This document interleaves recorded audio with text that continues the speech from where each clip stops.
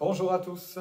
Le conflit israélo-palestinien qui sévit depuis plus de 15 jours maintenant a généré, vous l'avez sans doute remarqué, beaucoup de crainte et de peur. Et c'est au niveau mondial. Nous réalisons que ce qui arrive en ce moment génère une très forte tension dans énormément de démocraties du monde et beaucoup s'inquiètent dans des cabinets ministériels, militaires, comment les choses vont évoluer. Il est évident que ceci a une répercussion également sur chacun d'entre nous.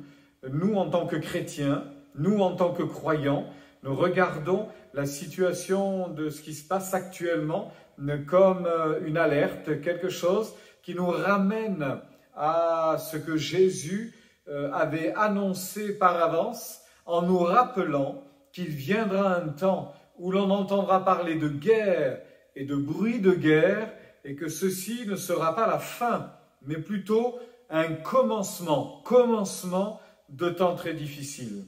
C'est dans l'évangile de Matthieu, au chapitre 24, que nous trouvons ceci, notamment au verset 6, où il dira ce que je viens de vous citer avec un peu plus de précision. « Vous entendrez parler de guerre et de bruit de guerre, gardez-vous d'être troublés, car il faut que ces choses arrivent. » Lorsque nous voyons ce qui se passe, lorsque nous réalisons en quelle situation le monde est actuellement, c'est tellement tendu, il y a tellement de drames, les images qui sont véhiculées à la télévision sont horribles, sont terribles.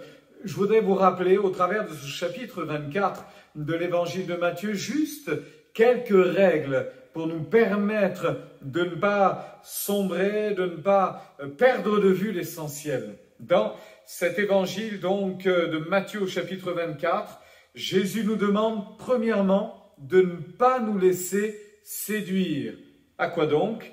Eh bien au verset 4 et au verset 11, il est dit ceci: « Prenez garde que personne ne vous séduise, car plusieurs viendront sous mon nom. » Et au verset 11, « Plusieurs faux prophètes s'élèveront et ils séduiront beaucoup de gens. » Aujourd'hui, certains seraient capables de faire de grandes promesses, certains seraient capables de faire de puissantes déclarations. Notre point de repère, notre référence, c'est la parole de Dieu. Et évidemment, nous trouverons dans la parole de Dieu ce qui nous guidera au travers de ces événements et qui nous rappellera que ces choses devaient arriver et que nous ne devons pas perdre courage et nous laisser emporter, là encore, par les dires des uns et des autres.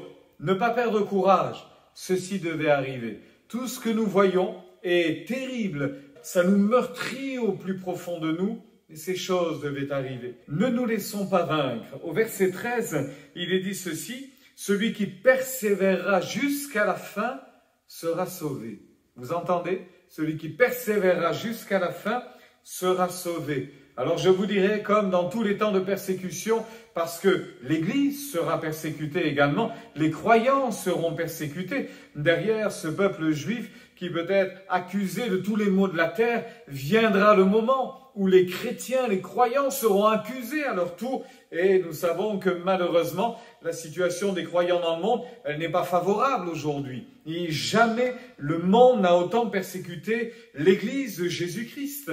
Jamais la terre n'a porté autant de persécutions vis-à-vis des croyants en différents endroits sur notre planète.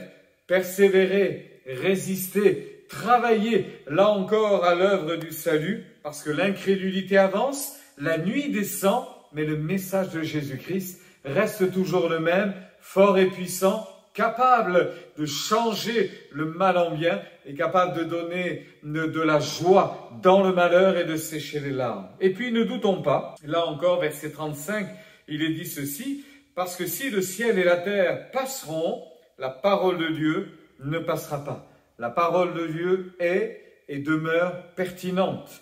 Face, comme je le disais en introduction, à tous les discours que l'on pourrait entendre, la parole de Dieu demeure notre repère. Allons dans l'Écriture, dans la parole de Dieu, chercher un réconfort. Le temps passe et génère beaucoup d'inquiétudes, mais la parole de Dieu traverse le temps et elle demeure solide. Et enfin, je terminerai avec ce dernier verset, le 42. « Veillez donc, puisque vous ne savez pas quel jour votre Seigneur viendra. Dans ce contexte, il est dit finalement que quelqu'un imaginait que son maître ne viendrait pas rapidement. Alors, devant cet état de fait, le méchant serviteur se disait en lui-même, mon maître tarde à venir et il va avoir de mauvais comportements, il va être méchant, il va manger, boire avec les ivrognes, etc. Et tout d'un coup, le maître vient et il est pris au dépourvu. Frères et sœurs, vous qui vous attendez à la grâce de Dieu, ne dites pas, le Seigneur tarde. D'ailleurs, c'était le cri des moqueurs, l'apôtre Pierre rappelait cela également. Les moqueurs en leur temps ont dit, mais où est la promesse de son avènement?